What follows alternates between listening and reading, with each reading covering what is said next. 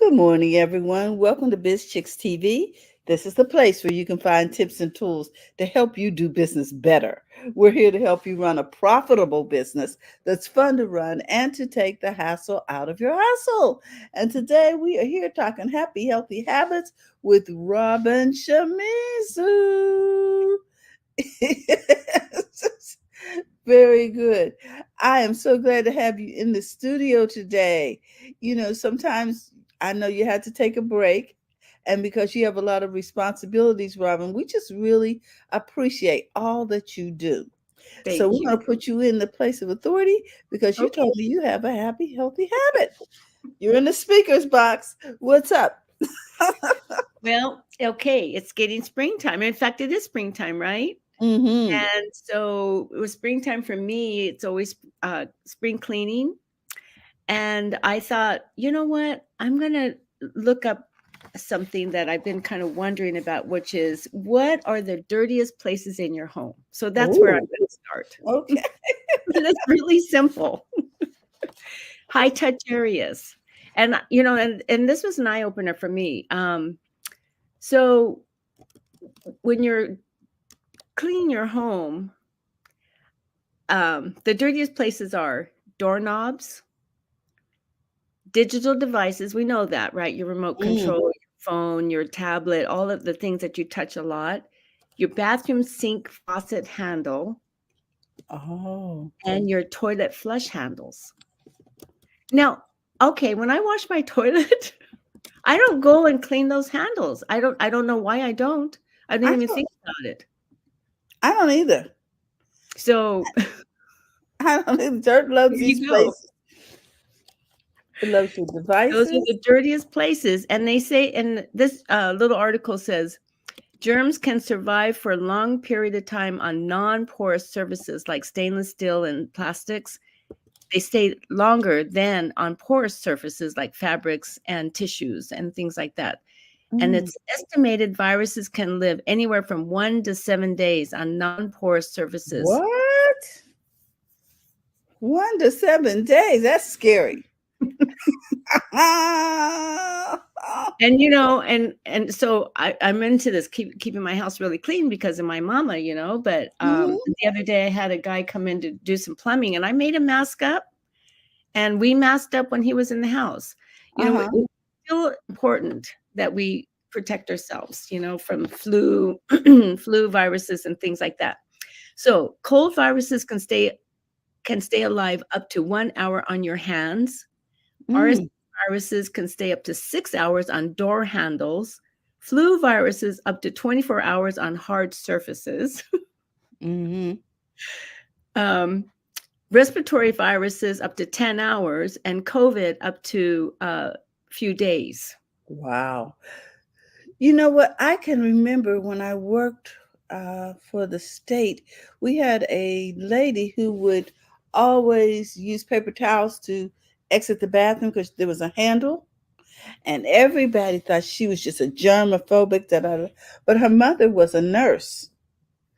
And now that we've lived through COVID, I understand she had much more understanding than we did Yeah, of yeah, what was really going on. yeah. And Wow. so, what to do with it? And so they go on to talk about the viruses, which actually live a lot longer. Uh huh. But they say that the most effective way is very simple, which is just soap and water. You don't even need antibacterial soap. Mm, A mm-hmm. simple soap and water is really good. And then for high touch areas, you might want to use a cleaning solution that contains bleach. So like for the door handles and things like that, you might want to use a solution other than just soap. But yeah, just keeping them clean. It's Mm. just very, very simple. So I just wanted to bring people's awareness to that. And one of these days, I want to see if Brenna will come back and teach us how to keep our kitchen clean. Oh, Um, yes. because the kitchen is another story. And I didn't even want to get into the kitchen. we'll be we'll be scared to cook. We'll all be eating out. Okay, and hoping that they're doing the right thing, right? And they also say that one of the best things you can do, this is very simple too, is before you flush that toilet, you put Hmm. it down. So Do you what? put Put the you lid put down. before you flush, because that'll keep any of that stuff from being airborne. Wow. That makes sense, doesn't it? Isn't it? It just makes sense. Wow. That's deep. Okay. Anyway. That was good. That Just was to raise real your good. awareness. Yeah. Yes. Okay, so today we are very blessed. We have Lynnis Woods-Mullins with us, and I want to read her bio. So I'm going to take a minute or two to do this because she's so accomplished, and I want to do her justice.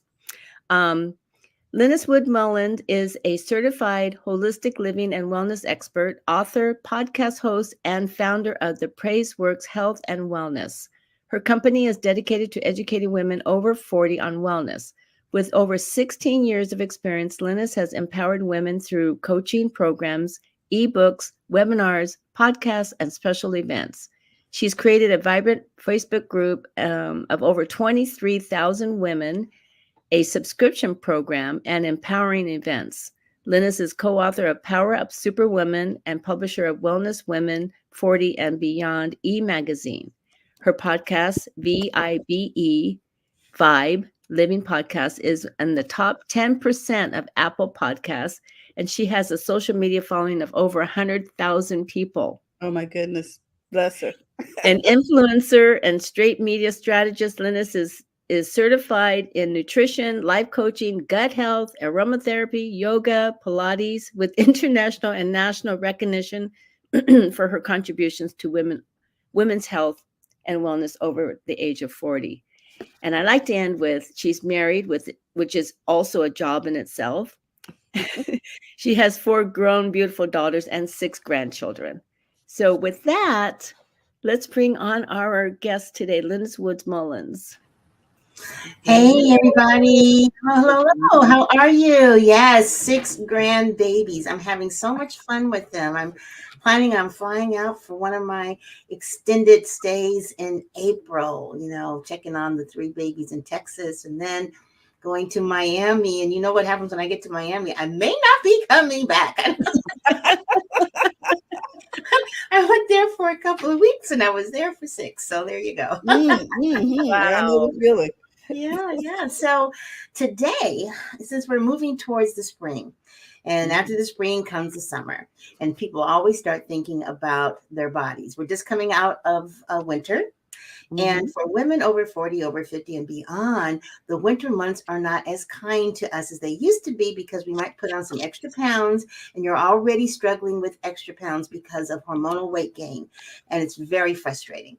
But there are some things that you can do that are really simple that can help. Now, I want to preface my statements by saying that I highly suggest that you invest in hiring a coach to help you with what I'm suggesting, because while you may have the goods on the initial information, the implementation of it sometimes is difficult. And, sticking to it and coming up with what's right for you and your body. As health coaches, we can help you determine that rather than just, taking a blanket thing from YouTube or from, I was going to say McCall's Magazine article. Oh my gosh, where did that come from? McCall's Magazine, remember that? Oh, well, heck, Yes, I'm almost 67, so there you go. But also, from magazines you might read, this is all great information to have because it can help you define what it is you're looking for and what kind of help you need. But for implementation, in order for that information to be really powerful, you want to be able to have a strategy or way to implement it that really works for you. So just want to share that. The first thing I want to talk about is protein.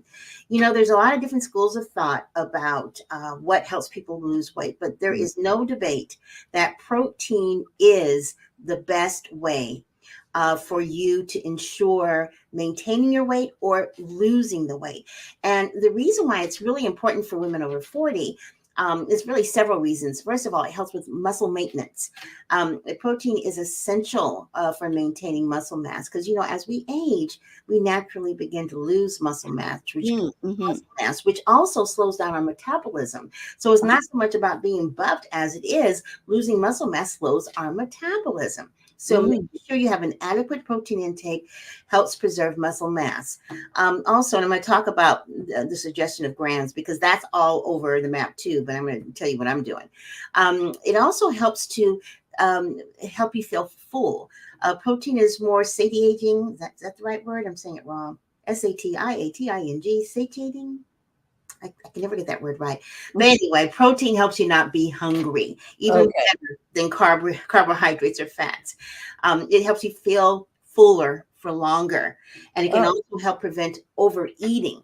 That's why some people really believe in protein bars, which, yeah, they're good, but you have to take a look at how they're made. If you're going to eat a protein bar, make it at home yourself. Do not buy them at the store because they're usually full of a bunch of other stuff. Read this fine print. And usually there's something else going on with those protein bars. Not always, but I would say 80% of the time. So learn how to make your own protein bars. If anybody's interested in some protein bar recipes, go ahead and contact me via Messenger or any of this information, and we can schedule a discovery call, and I will share with you within 30 minutes some really great information. Another thing for protein, as I mentioned, metabolism. Protein has a higher thermic effect compared to carbohydrates, which means that it requires more energy to digest and metabolize it. So this can slightly boost your metabolism and help you burn more calories throughout the day, believe it or not. Also, eating more protein helps you with blood sugar control. Including protein in meals and snacks can help to stabilize your blood sugars, which is really important when you're managing cravings and hunger. Cravings is a big deal when you're going through menopause or when you're having elevated cortisol levels. So helping it out by making sure you're getting good protein can be very good, especially over 40, because our sugar levels over 40 have a tendency to really fluctuate. Now, let's talk about sources of protein. Of course, there's chicken breast. Now, people recommend skinless, boneless chicken breast, but I have to tell you, I'm going to digress from that and say chicken breast with the skin because the fat helps the absorption of the protein. All these people who are eating skinless chicken breast, yes, you're lower on calories, but you're not getting the same absorption of protein that you normally would. Now, chicken breast is 31 grams of protein, so you definitely want to include it, but I suggest that you eat it with the skin on. You can air fry it, you can broil it, you can bake it. Notice I didn't say anything about frying. So that's one thing you want to take a look at. Excuse me, if you're a meat eater. The another thing, of course, is fish. And there's many, many types of fish, cod, haddock. They're low in calories, high in protein. Be careful for the genetically modified fish like tilapia. Is that what it is? Tilapia. Yes, tilapia tastes good, but it is genetically modified. So you might want to think twice about that. The fresher, the better, I always say. And 3 ounces of, for instance, cod is about 15 grams of protein. So there's a lot of protein in fish. Now, for those of you who don't think that yogurt is gross, there are some nutritionists who think it's the worst thing in the world. I don't. It depends on the individual. Greek yogurt is kind of creamy and is a satisfying source of protein. It's lower in calories and fat. And usually, you want to just get the plain yogurt, maybe add some fruit to it, but you definitely don't want to get the kind of yogurt that has all the fruit in the bottom and all that sugar and everything else. You don't want to do that. But a 6-ounce serving of Greek yogurt is about 15 grams of protein, which is great. Eggs is another one. It's about 6 grams of protein. 1 large egg, about 6 grams of protein. And of course, there's all kinds of different ways that you can eat an egg. And usually it's nutrient dense. So a good source of protein. Legumes is another one. Now, there's a debate about beans in terms of whether or not they cause gut health issues. And they can cause gut health issues. So it really depends on the individual. There are those who say you will never lose weight eating beans. I don't think that's true. I think that you have to take a look at your portion control because beans is such an obvious source of protein for you. A half a cup of lentils, for instance, is 9 grams. If I were going to eat beans, and I am going to, or I do, lentils, garbanzo beans, black beans. Those would be the 3 beans that I would eat. I would let go of the kidney beans and black-eyed peas and some of these other beans because they may cause, gut health issues. And if gut health is a goal of yours, then eating lentils probably, or chickpeas. And also chickpeas are really good with balancing hormones, believe it or not. Mm. And lentils is also, lower in calories. So those would be the two that I would look at: lentils, chickpeas, and maybe occasionally some black beans. So those are just some of the few things. Now I have a lot of nutrient dense protein recipes if you're interested in it. Mhm. Just let me know. In fact, if you're interested in me putting together an ebook or a guide on proteins, let me know. I will gladly do that for a small minimal fee. I've been doing things for free for 17 years, so I'm kind of changing on Yes. that. I hear you.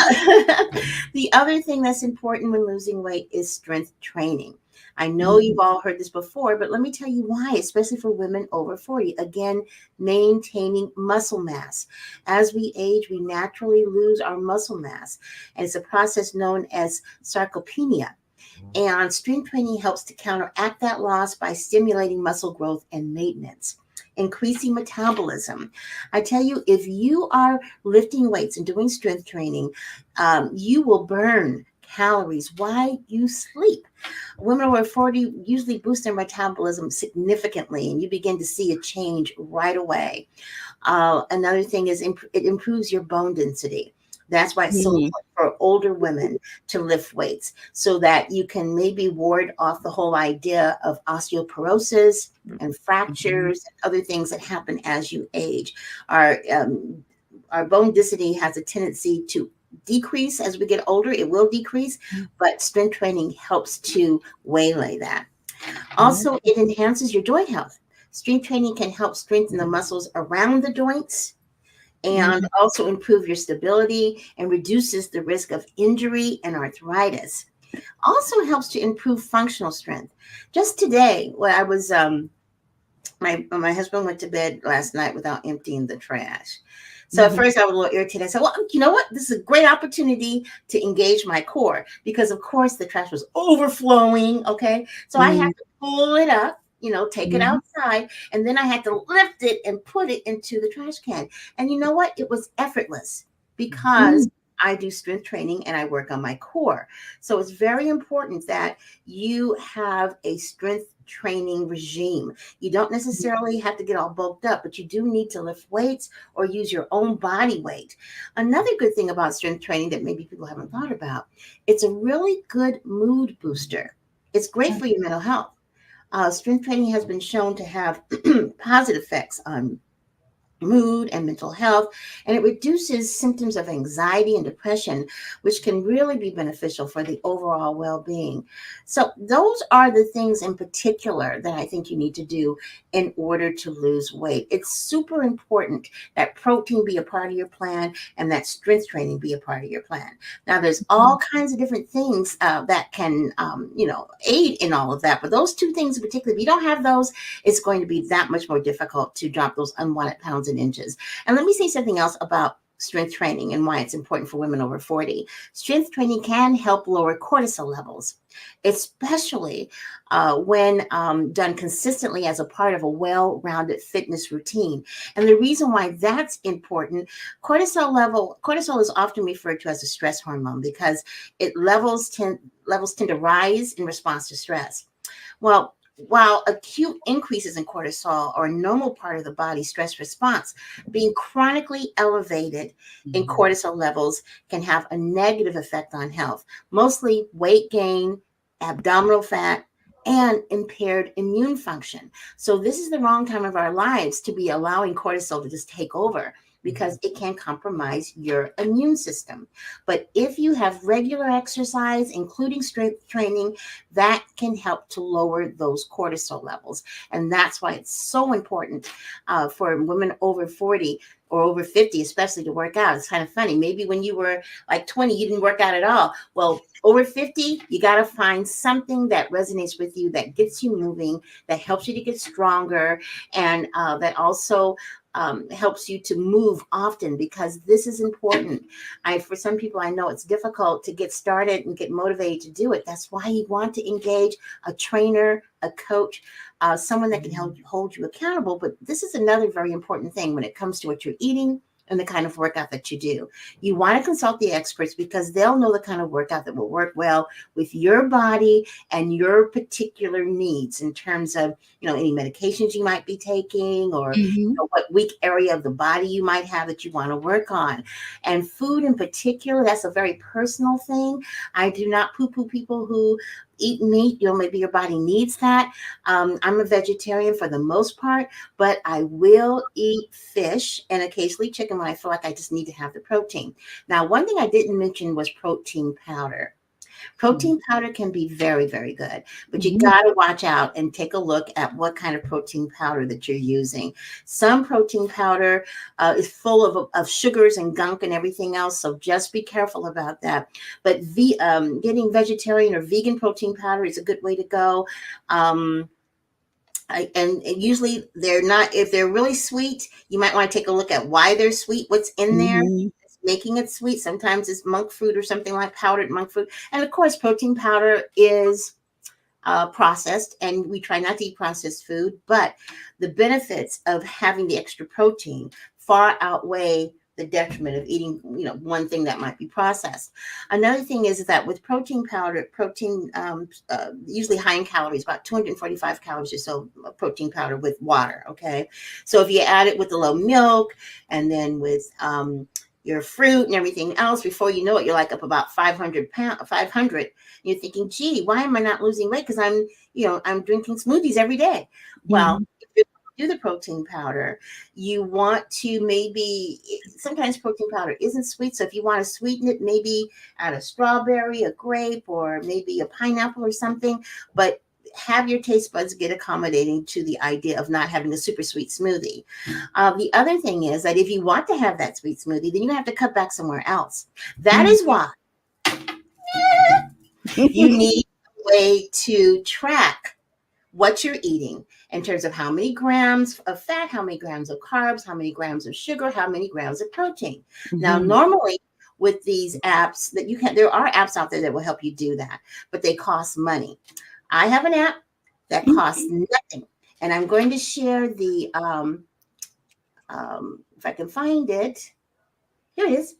It's called the Lynnis app, and they are offering it to everyone, all my clients and whoever I talk to, for absolutely free, and it will never cost. Okay. What a blessing. Yeah, so I'm going to put this in here. And this has really helped me quite a bit. Since I have been using the Lynnis app, which has been about, I've been logging my meals in for about 3 weeks, I've lost 6 pounds. And I think the reason why is because it puts it on your mind. You're thinking about, I'm going to put a little cream in it. Well, wait a minute. Creamer's 35 calories. It's got like 6 grams of sugar and 2 grams of fat. And later on today, I kind of want to be able to eat, Aunt Lily's pumpkin pie. No, I think I'll drink some water instead. Because the thing is, I'm not going for the idea of people being purist in what they eat. Okay. And I'm not necessarily saying that you have to, watch your calories so closely, but you do want to take a look at portion control, and you do want to know how many grams of protein you're getting. What I go for now for each meal is about 25 to 35 grams of protein. Now, the reason why it's so high for me is that I'm in my 60s. I'll be 67. So my muscle mass goes down even more so. So all the more reason for me to be really resolute with my protein. But get with your trainer, with your coach, or with your doctor to find out how much. Your doctor may not know. So you definitely want to talk to a health coach.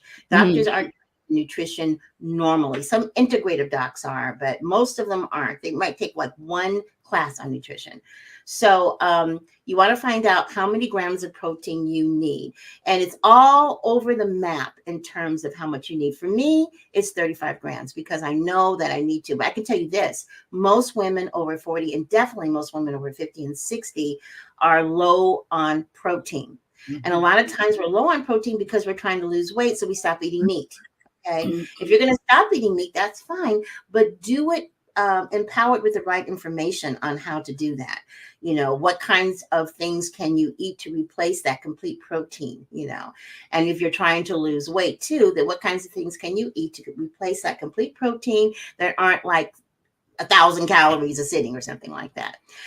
Calories, I don't like to get too preoccupied with calories. And the Trainers app does give you a recommendation of calories based upon how much you say you want to lose. And I would say for most of us over 50, you would probably up that by about 200 calories. And I'm going to give them the feedback on that because I think it's way too low. Like my girlfriend, she'll be 68. And I think she said she wants to lose about 5 pounds. And they told her that she needed to be eating 1,200 calories a day. No, I don't agree with that. The average should be 2,000 calories a day. If you're looking at possibly reducing weight or reducing your portions, so maybe you go down to 1,800 or something like that.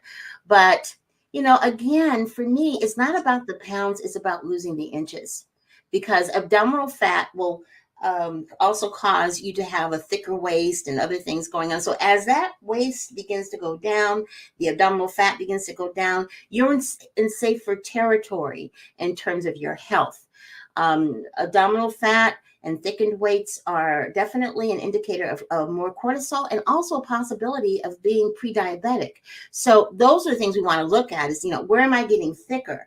And if you focus on those areas and, do the strength training, make sure you increase your protein, you will keep your weight down. And then you and your doctor can together can decide, okay, do I need to do more? Do I need to get more on a diet? For those who are chronically obese, then yes, you have to do more than just the protein and the strength training. You definitely want to be under a doctor's care to figure out what you're doing in your lifestyle that you need to change. But I'm talking about those of us who want to lose 10, 20 pounds, 30 pounds. And the reality is that 60% of the women in this country are considered obese. Now, let me say that the women in this country represent a wide variety of ethnic backgrounds. And so therefore, someone who is blonde-haired and blue-eyed may have a tendency to be one way, and someone who looks like me, might have a tendency to have a different kind of body. So all these things are relative. Use your good judgment. Don't compare yourself with anyone. Talk with someone like me or with your doctor or with an expert to figure out what plan works for you. I know it costs money, but it's worth it, especially if you want to be well, because the bottom line is, it's not what you look like, it's what your health is like. So. Good. I love that. It's not what you look like, it's what your health is like. Oh my goodness, Lynnis. We are just always so excited when you come. Can you put that trainers thing on, or you can put it in the comments? Yes, I have it, and I can also make a banner, which I'm going to do now. Show the banner, and I'm going to put it in the comments. Yeah, it's totally free. Download it, use it. You'd be surprised what things you thought were like, oh no, I'll never eat that because it's not enough calories. But you might consider eating it because maybe it's nutrient dense. If something is nutrient dense, like for instance, an avocado, one avocado might be 150 calories or whatever, but look at the great, nutrients that are in there. It's a healthy carb. So you just want to use your judgment on things like that, and do not be slave to, I can't eat that because of calories. Not just that, but look at the overall big picture. If it's a lot of calories, but it has a lot of good things in it for you, eat it. If it's a lot of calories and it's nothing good in there for you except for it tastes good, try not to eat it or do a sliver. Yes. Moderate. Right. That's all things moderate things. Absolutely. I'm hearing an echo, but I wanted to say that if you're trying to find Lynnis, you can find her on her link tree. So let me share that with you so you'll know when you're there. And Lynnis, can you tell us if you have something major coming up? Yes, and keep going up, and I'll tell you. There's your training. There's the Trainers app right there. Also, I just dropped a brand new podcast, and I think I'm going to be podcasts are going to be coming out twice a week. I have some fantastic guests coming up, some great guests. I'm really excited about that. Also, you can make an appointment with me to find out more about what kinds of things you should be eating, what kinds of exercise you should be doing.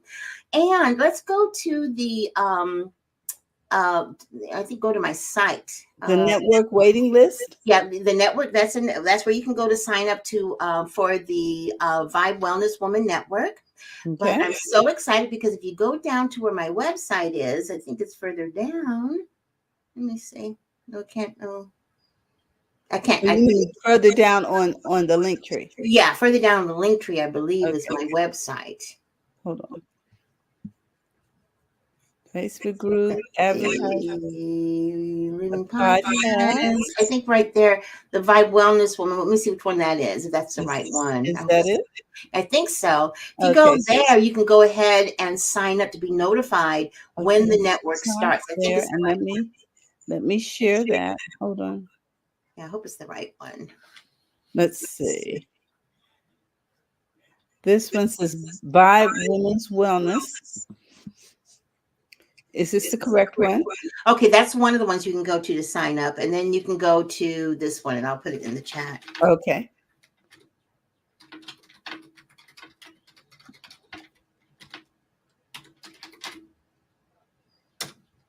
Okay. VibeWellnessWoman.com. Okay. Let me get that and That's the one you want to go to. go there. And then I'll share. Okay. Just a moment. Guys, hang in there. Let me share my screen. Okay. This is that. Is that That's correct? right. That's the one. See where it Okay. says exciting new site coming. Yay!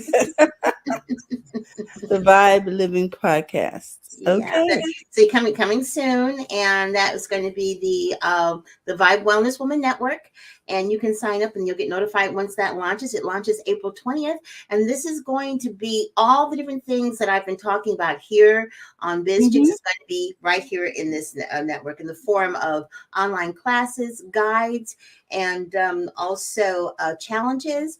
The podcast will be in there as well as bonus interviews with my group, and I'll be streaming live once a week talking about topics that you care about when it comes to being well in your mind, body, and spirit. We'll have a resource section of where you can go to get more information on things that you're interested about, and it'll be growing over time. I can't put everything in at once, but over time we'll get more and more and more, and it's going to be super affordable, only $9.97 a month, to be able to go and subscribe and to get some great content. So that's what I've been working on, and it launches in a little bit less than a month.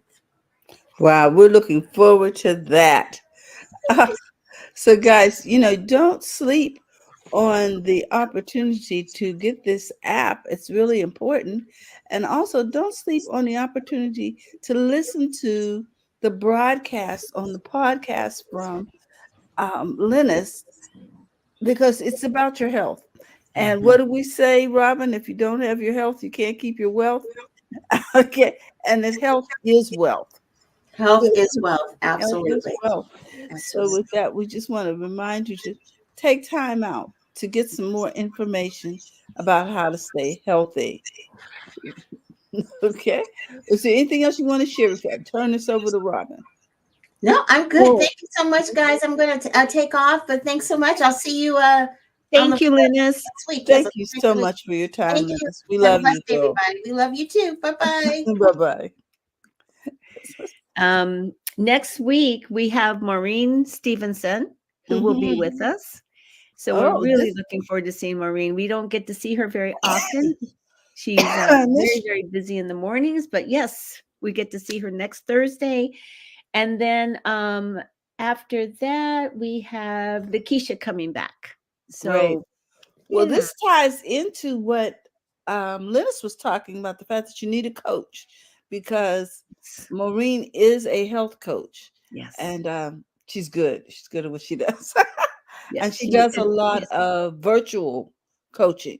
So you don't have to Yes. leave your home. And she's really reasonably priced. So we love her and we support her and we recommend her. Yes. Yes, we do. We recommend both Lynnis and Maureen, and they're both very, very good with very different styles. Exactly. So check them out. Yeah. Yeah. Absolutely. So that was very fun. Thank you, Teralina. Thank you for being so diligent, finding such great guests, and they always have so much to offer. Yes. So with that, we want to remind everybody that if you're looking to become a part of Biz Chicks, you can simply text Biz to 33777 or you can join us at bizchicks.net. And we want to remind you that First Mondays with the Biz Chicks is coming up soon in about 2 weeks. So get ready. We'll be at Seasons 52 in at the Arden Fair Mall at 11:30 in the afternoon. We've moved from the evenings to the afternoon. So we want to give people notice so that they can adjust their schedules as necessary. With that, we love you. Robin, thank you again for all you do. We really appreciate you. You look well rested. And we just want to acknowledge that our appreciation for all that you do to Well, us, thank you. for us to bring such great guests. Remember, it's okay to make money in your business, so go to the front of your own line. And we'll see you tomorrow. We'll be talking tech and English with the Biz Chicks in easy to understand language. All right, guys. Bye bye, everyone.